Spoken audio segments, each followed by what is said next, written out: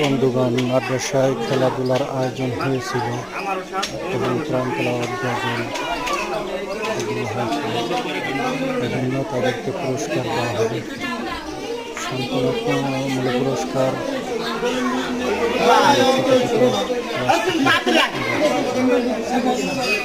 First second third তাদের জন্য plate, বড় প্লেট, হাফ প্লেট।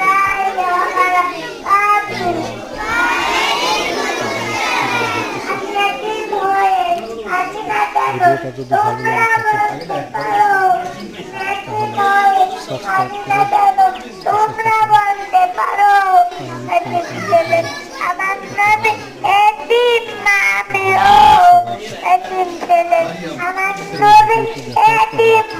আমার